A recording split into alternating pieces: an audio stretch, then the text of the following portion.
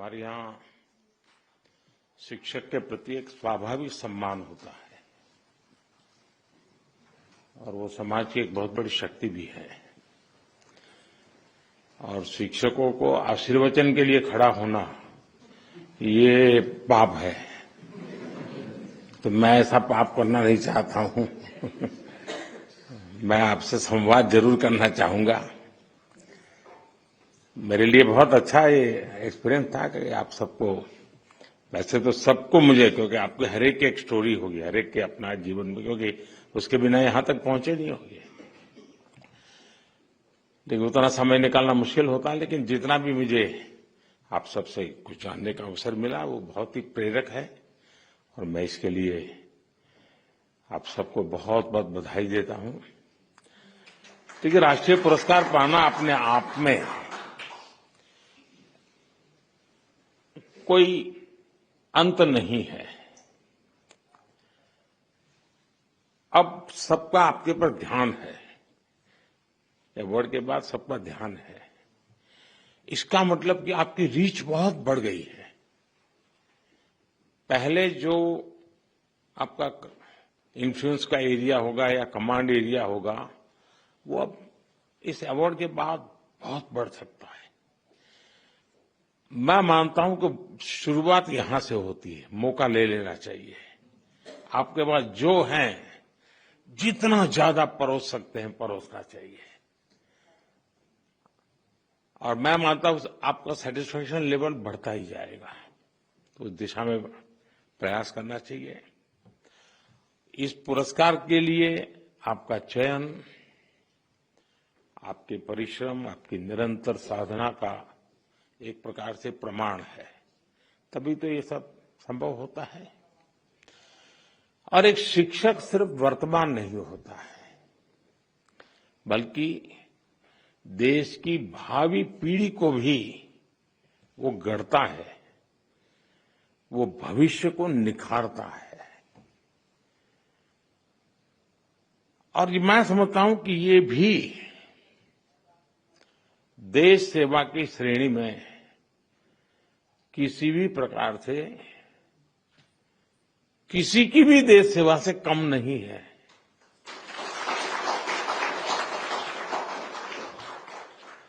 आज करोड़ों शिक्षक आपकी तरह ही पूरी निष्ठा, तत्परता और समर्पण भाव से देश सेवा में जुटे हैं।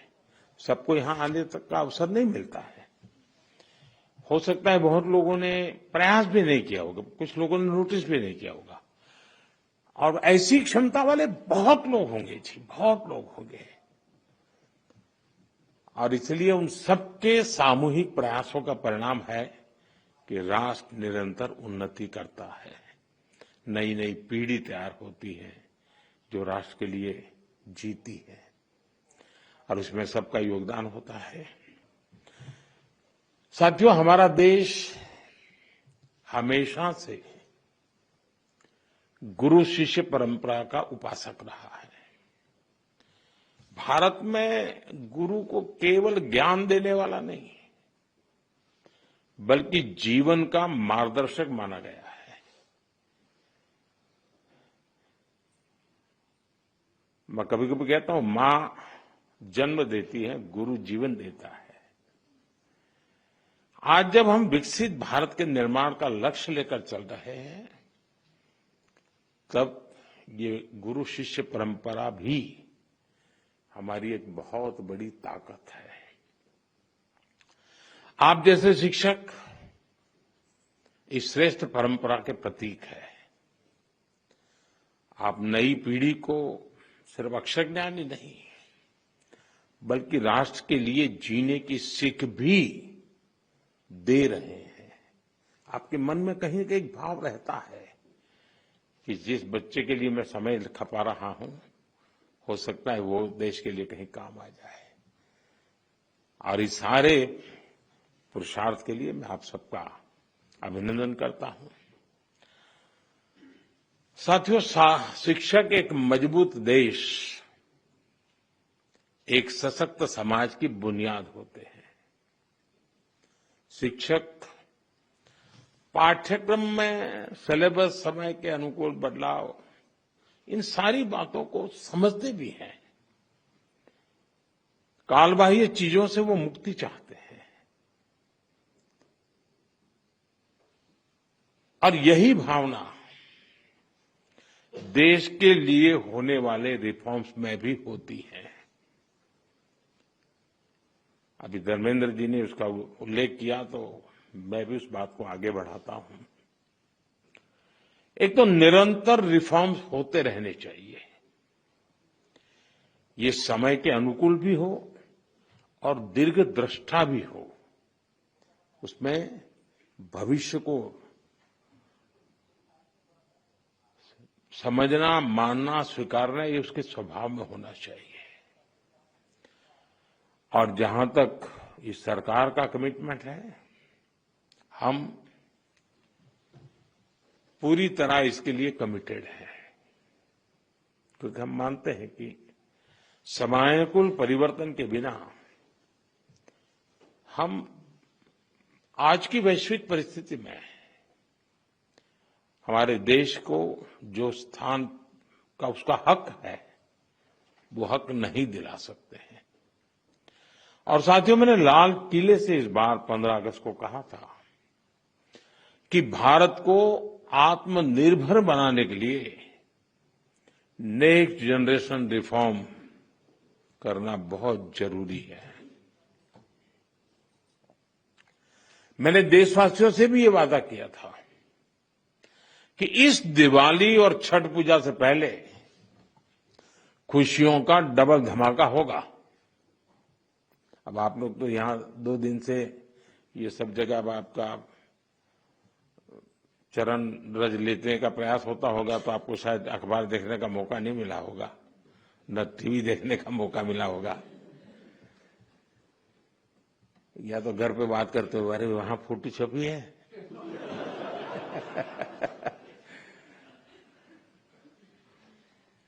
खैर, जिस भावना को लेकर हम चल रहे हैं, उसी भावना पर चलते हुए कल भारत सरकार ने राज्यों के साथ मिलकर के एक बहुत बड़ा निर्णय किया है और बहुत महत्वपूर्ण निर्णय है। अब जीएसटी और भी ज्यादा सिंपल हो गया है, सरल हो गया है। जीएसटी के मुख्यतः 2 ही रेट रह गए हैं, 5% और 18%, 5% और 18%। और 22 सितंबर सोमवार, जब नवरात्र का पहला दिन है, और ये सारी चीजों का मातृशक्ति को संबंध तो बहुत ही रहता है, और इसलिए नवरात्रि के इस प्रथम दिवस पर जीएसटी का जो एक रिफॉर्म वर्जन है, नेक्स्ट जनरेशन रिफॉर्म किया हुआ, वो लागू हो जाएगा।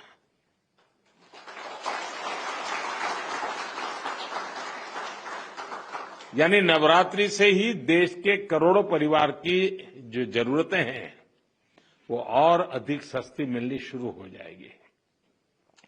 इस बार धनतेरस की रौनक भी और ज्यादा रहेगी, क्योंकि दर्जनों चीजों पर टैक्स अब बहुत ही कम हो गया है। साथियों, 8 वर्ष पहले जब जीएसटी लागू हुआ तो कई दशकों का सपना साकार हुआ था। तो ये चर्चा कोई मोदी प्रधानमंत्री बना उसके बाद नहीं हुई, उसके पहले भी हो रही थी। काम नहीं होता था, चर्चा होती थी। ये आजाद भारत के सबसे बड़े आर्थिक सुधारों में से एक था। तब देश को अनेकों तरह के टैक्स के जाल से मुक्ति दिलाने का एक बहुत बड़ा काम हुआ था। अब 21वीं सदी में आगे बढ़ते भारत में जीएसटी में भी नेक्स्ट जनरेशन रिफॉर्म की आवश्यकता थी और उसको किया गया है। मीडिया के कुछ साथी इसको जीएसटी 2.0 के रूप में कह रहे हैं, लेकिन असल में ये देश के लिए सपोर्ट और ग्रोथ की डबल डोज है। डबल डोज यानी एक तरफ देश के सामान्य परिवार की बचत और दूसरी तरफ देश की अर्थव्यवस्था को नई मजबूती। नए जीएसटी रिफॉर्म से देश के हर परिवार को बहुत बड़ा फायदा होगा। गरीब, न्यू मिडिल क्लास, किसान, महिलाएं, स्टूडेंट्स, नौजवान सभी को जीएसटी टैक्स कम करने से जबरदस्त फायदा होने वाला है। पनीर से लेकर के शैंपू साबुन तक सब कुछ पहले से कहीं सस्ता होने वाला है और इससे आपको महीने का खर्च, रसोई का खर्च भी बहुत कम हो जाएगा। स्कूटर, कार पर भी टैक्स कम कर दिया गया है। इसका बहुत फायदा उन नौजवानों को होगा जो अभी अपनी नौकरी शुरू कर रहे हैं। जीएसटी कम करने से घर का बजट बनाने और अपनी लाइफस्टाइल अच्छी करने में भी आपको मदद मिलेगी। साथियों, कल जो निर्णय हुआ ये कितना सुखद है, इसका असली प्रभाव तब और पता चलेगा जब आप जीएसटी से पहले के टैक्स दरों को याद करेंगे। कभी कभी क्या होता है, पता ही नहीं रहता है कि अच्छा पहले ऐसा था, और इसलिए कभी कभी पहले की चीज याद करते तब पता चलता है यहां से यहां चले गए। अब आपके घर परिवार में भी बच्चा 70 मार्क लाता है स्कूल में आपके यहां, और 70 का 71, 72, 75 करेगा, ध्यान नहीं जाता है। लेकिन हम 99 कर लें तो तुरंत जाता है कि हर कुछ कमाल है इसने। तो मेरा कहना यही है कि साथियों, साल 2014 से पहले करीब करीब हर सामान पर उस समय की जो सरकार थी, मैं किसी सरकार की आलोचना करने के लिए नहीं यहां आया, लेकिन एक आप टीचर हैं तो कंपैरिजन आप बड़े आराम से कर सकते हो और बच्चों को बता भी सकते हो। उस समय कितनी बड़ी मात्रा में टैक्स लिया जाता था पुरानी सरकार में। 2014 में मेरे आने से पहले रसोई का सामान हो या खेती किसानी से जुड़ी चीजें हो या फिर दवाइयां और यहां तक जीवन बीमा भी, ऐसी अनेक चीजों पर कांग्रेस सरकार अलग अलग टैक्स लेती थी। अगर वही दौर होता, अगर आज आप 2014 के हिसाब से होते तो आपको 100 रुपया की अगर चीज कोई खरीदते हैं तो 20-25 रुपया टैक्स का देना पड़ता है, अगर उस समय का हिसाब लगाए तो। लेकिन अब आपने मुझे सेवा का मौका दिया है। भाजपा सरकार में, एनडीए सरकार में हमारा जोर इस बात का है कि बचत कैसे ज्यादा से ज्यादा हो, परिवारों का खर्चा कम कैसे हो, और इसलिए अब जीएसटी में इतनी ज्यादा कटौती कर दी गई है। साथियों, कांग्रेस की सरकार ने कैसे आपका मंथली बजट बढ़ाया हुआ था, ये कोई भूल नहीं सकता है। टूथपेस्ट, साबुन, हेयर ऑयल, इन पर 27% टैक्स, आज आपको याद नहीं होगा लेकिन आप देते थे। खाने की प्लेट, कप प्लेट, चम्मच, ऐसे सामान पर 18 से लेकर के 28% टैक्स हुआ करता था। टूथ पाउडर 17% टैक्स, यानी रोजमर्रा की ऐसी हर चीज पर उस कांग्रेस के जमाने में इतना सारा टैक्स लगता था। हालत ये थी कि कांग्रेस वाले बच्चों की टॉफी पर भी 21% टैक्स लेते थे। ये कभी उस समय अखबार में आपका ध्यान गया होगा कि नहीं, वो पता नहीं। मोदी ने किया होता तो बाल नोट लेते। साइकिल जो देश के करोड़ों लोगों की रोज की जरूरत है, उस पर भी 17% टैक्स हुआ करता था। सिलाई मशीन लाखों लाख माताओं बहनों के लिए स्वाभिमान और स्वरोजगार का एक जरिया है, यंत्र है। इस पर 16% टैक्स होता था। मिडिल क्लास के लिए घूमना फिरना तक कांग्रेस ने बहुत मुश्किल कर दिया था। कांग्रेस राज में होटल के कमरे की बुकिंग पर 14% टैक्स और उसके ऊपर कई राज्यों में लग्जरी टैक्स लगता था वो अलग। अब ऐसे हर सामान और सर्विस पर सिर्फ और सिर्फ 5% टैक्स लगा करेगा। अब आपको ध्यान में आता है कि 5% को क्या, वरना कोई तो लिखेगा ओह अभी भी मोदी 5% लेता है। होटलों में 7,500 रुपया के कमरे के कमरों में भी 5% ही टैक्स लगने वाला है। ये काम किया है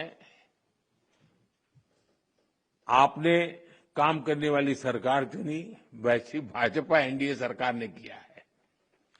साथियों, पहले अक्सर ये शिकायत रहती थी कि भारत में इलाज बहुत महंगा था, छोटे छोटे टेस्ट तक गरीब और मिडिल क्लास की पहुंच से बाहर होता था। कारण ये था कि कांग्रेस सरकार डायग्नोस्टिक किट जो पर होती है उस पर 16% टैक्स लेती थी। हमारी सरकार ने ऐसे हर सामान पर टैक्स को सिर्फ 5% कर दिया है। साथियों, कांग्रेस के राज में घर बनाना बहुत ही महंगा काम था। क्यों? क्योंकि सीमेंट पर कांग्रेस सरकार 29% टैक्स वसूलती थी। जैसे तैसे घर बना भी लिया तो एसी और टीवी या पंखा कुछ भी लाना है वो भी महंगा हो जाता था, क्योंकि कांग्रेस सरकार ऐसे सामानों पर 31% टैक्स वसूलती थी, 31%। अब हमारी सरकार ने ऐसे हर सामान पर टैक्स को 18% कर दिया, करीब करीब आधा कर दिया है। साथियों, कांग्रेस राज में किसान भी बहुत दुखी थे। 2014 से पहले किसान की खेती लागत अधिक थी और लाभ बहुत कम था। कारण यह था कि खेती किसानी के सामान पर भी कांग्रेस सरकार बहुत अधिक टैक्स वसूलती थी। ट्रैक्टर हो या सिंचाई के उपकरण हो, हाथ के औजार हो, पंपिंग सेट्स हो, ऐसे उपकरणों पर 12 से 14% तक टैक्स लिया जाता था। अब ऐसे अनेक सामानों पर जीएसटी 0 या 5% कर दिया गया है। साथियों, विकसित भारत का एक और स्तंभ है हमारी युवा शक्ति। हमारे नौजवानों को ज्यादा रोजगार मिले, जो छोटे मोटे बिजनेस में हैं उनको आसानी हो, ये भी सुनिश्चित किया गया है। हमारे जो इसके साथ साथ कपड़ों और जूतों की कीमतों में भी बहुत कमी आने वाली है। हमारे स्टार्टअप्स, एमएसएमई, छोटे व्यापारी, कारोबारियों के लिए टैक्स तो कम हुआ ही है, साथ ही कुछ प्रक्रियाओं को भी सरल किया गया है। इससे उनकी सहूलियत और बढ़ेगी। साथियों, नौजवानों को एक और फायदा फिटनेस के सेक्टर में भी होने वाला है। जिम, सैलून, योगा जैसी सर्विसेज पर टैक्स कम किया गया है। यानी हमारा नौजवान फिट भी होगा और हिट भी होगा। और मैं आपको याद दिला दूं, सरकार आपकी फिटनेस के लिए इतना कुछ कर रही है, तो एक बात मैं बार बार कहता हूं, आप तो ऐसे लोग हैं डेली 200 लोगों से बात करते हैं आप लोग। आप लोगों को मेरी बात जरूर बताइए कि मोटापा हमारे देश के लिए बहुत चिंता का विषय है, इसलिए खाने का तेल 10% कम करने से शुरुआत करें। मोहम्मद जी, आप मेरा एम्बेसडर बन जाइए।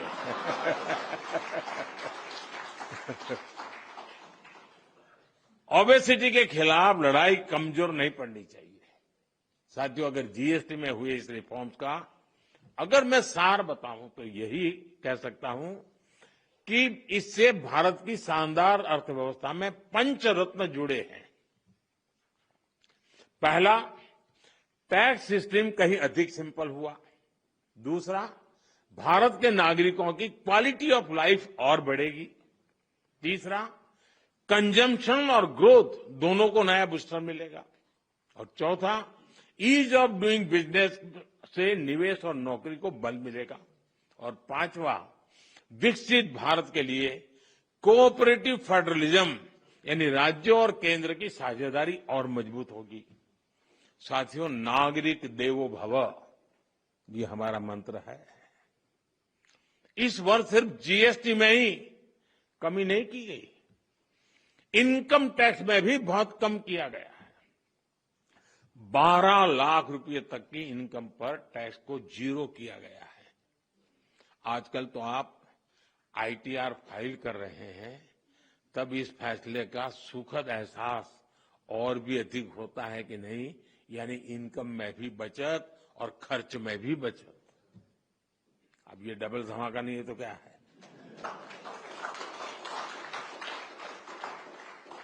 साथियों, आजकल महंगाई की दर भी बहुत निचले स्तर पर है, नियंत्रण में है। और यही तो प्रो पीपल गवर्नेंस है। जब जनहित और राष्ट्रहित में फैसले लिए जाते हैं, तब देश आगे बढ़ता है। और इसलिए ही आज भारत की ग्रोथ करीब करीब 8% है। यानी दुनिया में हम सबसे तेज गति से ग्रो कर रहे हैं।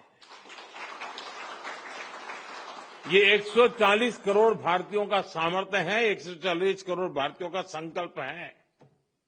और मैं आज देशवासियों को फिर कहूंगा, भारत को आत्मनिर्भर बनाने के लिए रिफॉर्म्स का ये जो सिलसिला चलता रहेगा, वो रुकने वाला नहीं है।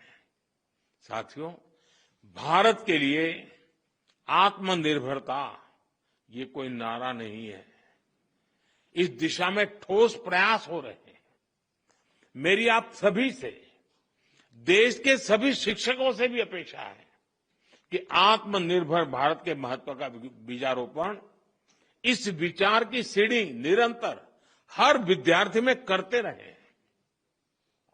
आप ही हैं जो बच्चों को बहुत सरलता से उनकी अपनी भाषा और बोली में भारत के आत्मनिर्भर होने के महत्व को समझा सकते हैं। और आपकी बात वो मानता भी है। आप उन्हें बता सकते हैं कि दूसरों पर निर्भर रहने से देश कभी उतनी तेजी से आगे नहीं बढ़ सकता जितना उसका सामर्थ्य होता है। साथियों, भारत के आज के विद्यार्थियों और आने वाली पीढ़ियों में एक सवाल शुरू से ही प्रचारित और प्रसारित किए जाने की जरूरत है। ये हमारा कर्तव्य है जी। मैं चाहता हूं असेंबली में भी इसकी चर्चा हो। कभी कभी प्रयोग करके देखिए आप। कभी हमें पता ही नहीं होता है कि हमारे घर में विदेशी चीजें कैसे घुस गई है, पता ही नहीं है। इरादा नहीं है कि मुझे विदेशी चाहिए, नहीं, पता ही नहीं है। बच्चे परिवार में बैठ करके एक सूची बनाए कि सुबह उठने से दूसरे दिन सुबह तक उपयोग में आने वाली कितनी चीजें विदेशी हैं, उसे पता ही नहीं है। हेयरपिन भी विदेशी आ गई है, कंघा भी विदेशी आ गया है, पता ही नहीं उसको। जागरूकता आएगी तो कहेगा, अरे यार भाई, मेरे देश को क्या मिलेगा। और इसलिए मैं मानता हूं कि आप पूरी नई पीढ़ी को आंदोलित कर सकते हैं। जो काम महात्मा गांधी जी ने किसी समय हमारे लिए छोड़ा है, अब पूरा करने का सौभाग्य हमें मिला है। और मैं चाहता हूं कि हम लोगों ने करना चाहिए। और मैं बच्चों के सामने हमेशा एक बात उनको प्रेरित करते हुए कहता रहूं, मैं ऐसा क्या करूं जिससे मेरे देश की किसी न किसी आवश्यकता की पूर्ति हो। ये चीज है मेरे देश में नहीं है, नहीं मैं करूंगा, मैं कोशिश करूंगा, मैं मेरे देश में लाऊंगा। अब आप कल्पना कीजिए, हमारे देश में आज भी 1 लाख करोड़ रुपया का खाने का तेल बाहर से लाना पड़ता है। खाने का तेल। हम कृषि प्रधान देश हैं। या तो हमारी लाइफस्टाइल, या हमारी आवश्यकताएं, या हमारी मजबूरियां, तो ऐसी बहुत सी चीजें हैं। देश को आत्मनिर्भर बनाना ही पड़ेगा। अब 1 लाख करोड़ रुपया बाहर जाता है, वो यहीं रहता तो कितने स्कूल के बिल्डिंग बन जाते, कितने बच्चों की जिंदगी बन जाती। और इसलिए आत्मनिर्भर भारत की बात को हमने अपना जीवन मंत्र बनाना पड़ेगा और हमने नई पीढ़ी को उसके लिए प्रेरित करना पड़ेगा। और देश की आवश्यकता के साथ खुद को जोड़ना चाहिए, ये बहुत जरूरी है। ये देश ही हैं जो हमें कहां से कहां पहुंचाता है। ये देश ही है जो हमें इतना कुछ देता है। इसलिए हम देश को क्या दे सकते हैं, देश की किस जरूरत को पूरा कर सकते हैं, ये हर विद्यार्थी के मन में, हमारी नई पीढ़ी के मन में जरूर रहना चाहिए। साथियों, आज भारत के स्टूडेंट्स में इनोवेशन के प्रति, साइंस और टेक्नोलॉजी के प्रति नया रुझान पैदा हुआ है। इसमें बहुत बड़ी भूमिका चंद्रयान की सफलता ने निभाई है। चंद्रयान ने देश के बच्चों को साइंटिस्ट बनने के लिए, इनोवेटर बनने के लिए प्रेरित किया। अभी हमने हाल ही में देखा, स्पेस मिशन से लौटे ग्रुप कैप्टन शुभांशु शुक्ला जब अपने स्कूल पहुंचे तो कैसे पूरा वातावरण बदल चुका। शुभांशु की इस उपलब्धि में उनके शिक्षकों का योगदान जरूर रहता है, तभी तो होता है। यानी शिक्षक नौजवानों को सिर्फ पढ़ाते ही नहीं है, उन्हें गढ़ते हैं, एक दिशा दिखाते हैं। साथियों, आपके इस प्रयास को अब अटल इनोवेशन मिशन और अटल टिंकरिंग लैब से भी मदद मिल रही है। अब तक देश में 10,000 अटल टिंकरिंग लैब बन चुकी हैं। देश ने 50,000 नई अटल टिंकरिंग लैब्स को बनाने का निर्णय लिया है। इस पर भी तेजी से काम चल रहा है। इन लैब्स में भारत के नौजवान पीढ़ी को इनोवेशन का हर मौका मिले, ये आप सभी शिक्षकों के प्रयासों से ही होने वाला है। साथियों, एक तरफ हमारी सरकार इनोवेशन पर युवाओं को डिजिटल एम्पावर करने पर बल दे रही है, दूसरी तरफ डिजिटल दुनिया के जो दुष्प्रभाव है उनसे भी हमारी नई पीढ़ी को, हमारे स्कूल के बच्चों को, हमारे स्टूडेंट्स को, हमारे परिवार के बच्चों को, हमें उनको बचाना होगा। उनकी हेल्थ और प्रोडक्टिविटी बढ़ाने पर भी बल देना ये हम सबका सामूहिक कर्तव्य है। आपने अभी देखा होगा कि अभी पार्लियामेंट का जब सत्र चल रहा था तो हमने ऑनलाइन गेमिंग से जुड़ा एक कानून बनाया है। अब ये सब शिक्षकों को पता होना चाहिए। गेमिंग एंड गैम्बलिंग, दुर्भाग्य ऐसा है कि कहते तो गेमिंग है लेकिन हो जाता है जुआ। और इसलिए सरकार ने, और बहुत बड़ा निर्णय है ये, बड़ी बड़ी ताकतें वो कभी नहीं चाहती थी कि ऐसा कानून आए और देश में गैम्बलिंग पर प्रतिबंध आ जाए। लेकिन आज एक ऐसी सरकार है जिसमें पॉलिटिकल विल है और जिसके दिल में देश के उज्जवल भविष्य की चिंता है, बच्चों के भविष्य की चिंता है।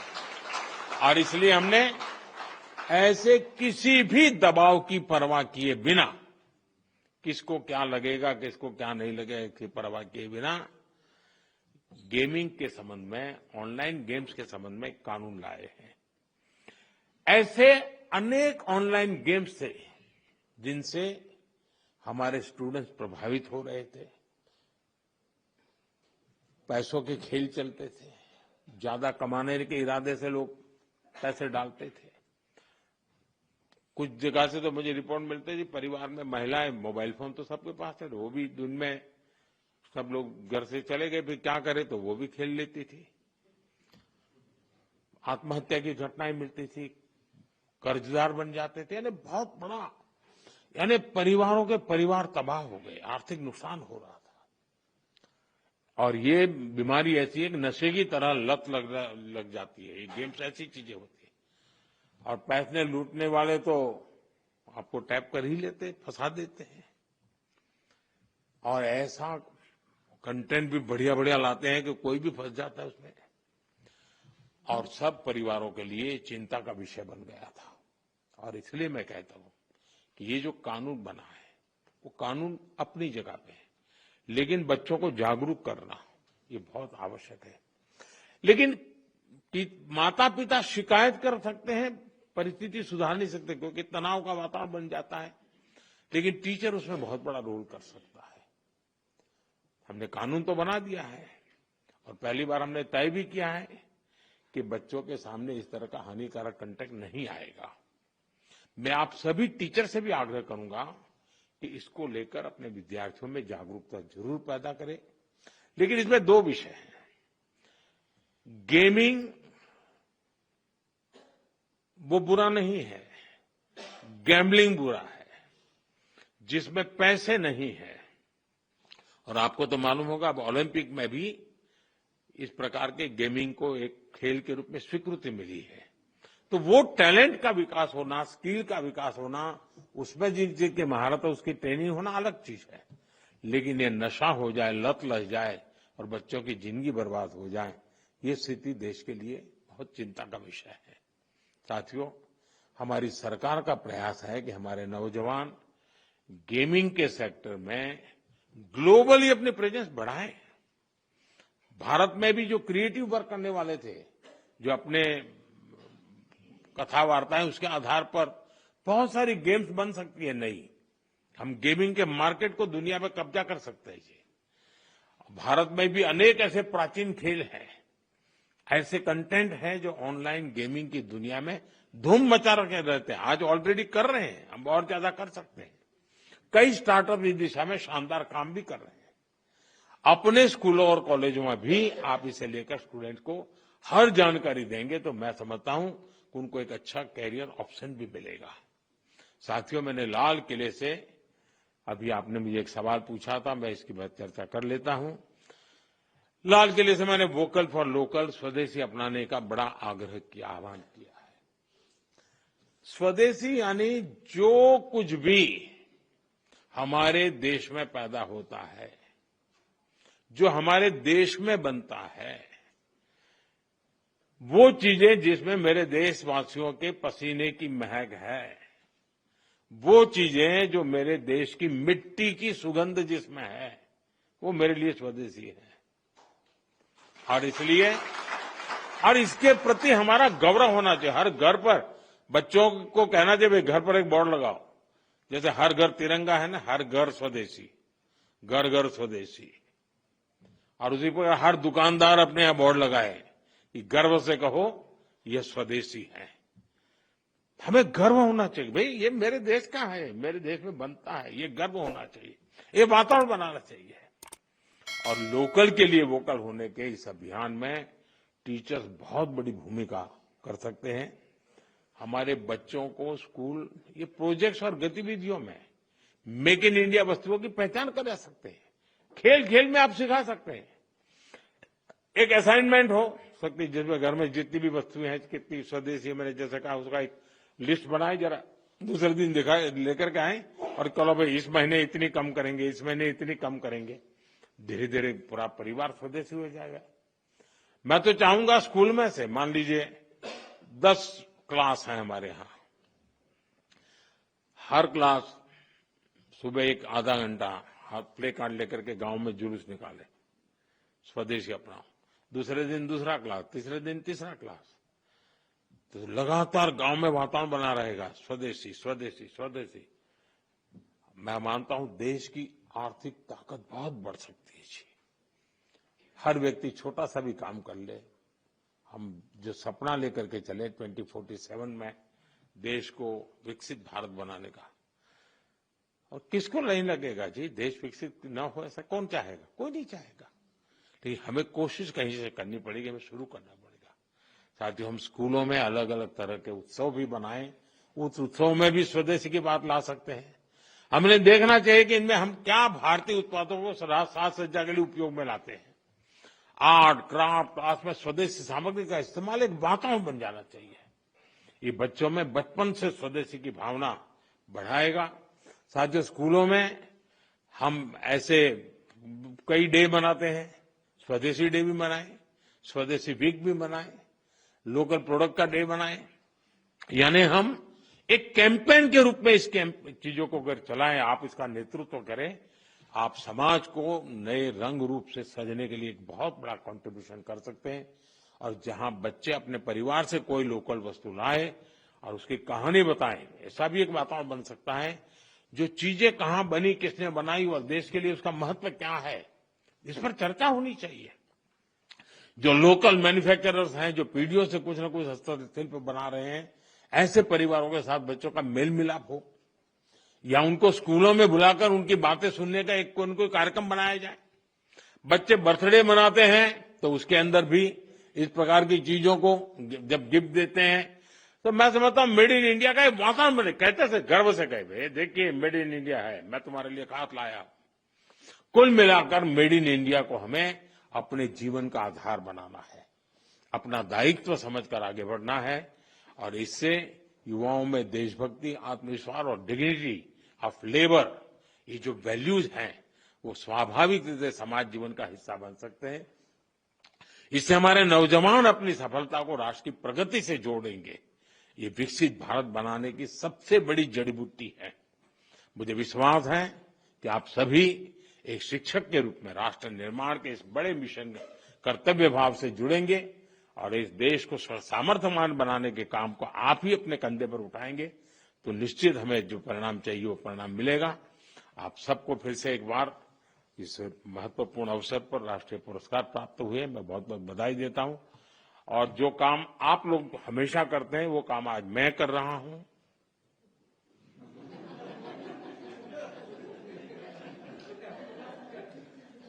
आप लोग काम करते हैं होमवर्क देने का, तो आज होमवर्क मैंने दिया है।